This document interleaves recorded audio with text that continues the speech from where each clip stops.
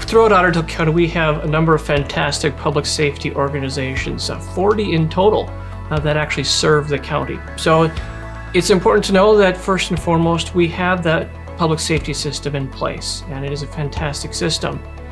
The piece to keep in mind, however, is that they need to be notified that something has happened. And so we have a little bit of a gap that we want residents to be aware of and be prepared to take some initial steps to prepare themselves to provide that initial response while responders are in motion and kind of notified and sent out to the scene. Our responders are there to provide that expertise and to help you transition to more of that long-term or permanent assistance level. But people really need to be in a position to take steps to be ready for those situations in which they might need to call for assistance and provide that initial layer of response.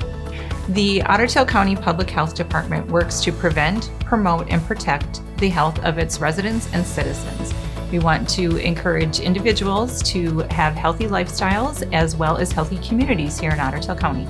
We really encourage people to be able to take care of themselves in an emergency, like knowing CPR or having a first aid kit and knowing how to use those supplies, kind of practicing what you would do in an emergency, like evacuating your house and things like that.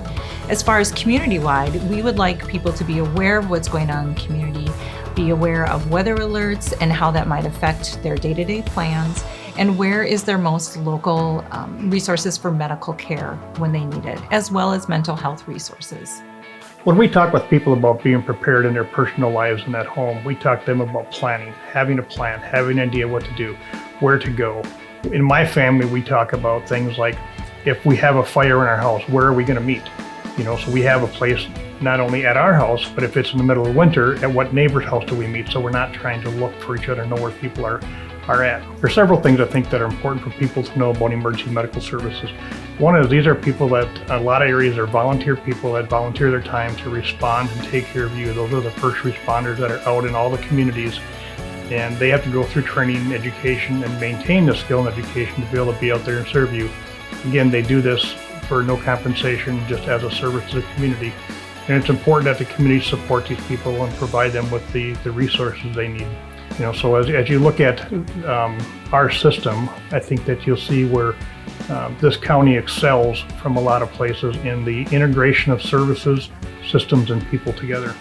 What we do in law enforcement is we mentally prepare for a lot of different situations. So when it does happen, we'll hopefully have a little insight to how we're going to respond, right? And I would say that for the public as well, as if you're worried about, let's say, a tornado, you have a plan in place so that when and if that does happen, you can respond and without hesitation. And I think just mentally preparing is very important. And one of the big things that we seem to stress quite a bit is see something, say something. If there's something going on, it's really valuable to call when that's happening versus after the fact. We can follow up and investigate, but it's much easier to respond when the incident is happening. The fire service talks about escape plans and planning for emergencies and disasters and things.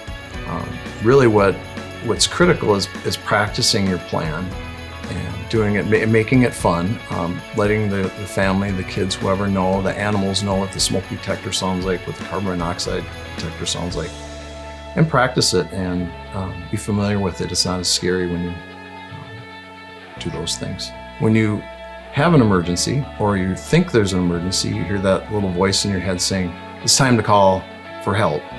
Call 911. The dispatchers will walk you through that. If it's not a true emergency, that's we'll figure that out. But the little voice in your head sometimes is really important. But call 911 as soon as possible.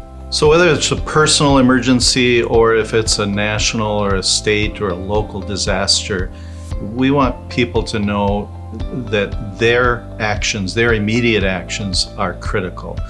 Whether it's a person in cardiac arrest and they can't breathe or their heart stopped, starting CPR immediately. If they're bleeding, controlling the bleeding. But the most important and the first step would be, whether you're a coworker, a family member, or a bystander, is to call 911. Call and get the help on its way. And again, the most important first responder is the first person there, the bystander, the coworker, the family member. That's why everyone should know CPR, and everyone should know how to use an AED, and everyone should know what to do in an emergency before the ambulance arrives. The more you're prepared before a disaster, the calmer you're going to be after it happens. If you have a plan, you can work that plan. The more you practice it, the more you're going to be prepared for it. It'll become a second nature. For more information on how you can learn about the public safety agencies throughout Ottertail County, along with some information about the various hazards and emergency types that we know can happen within our community, and resources on what you can do to be ready for those things to take place, invite everyone to visit the Ottertail County website and search for Are You Ready?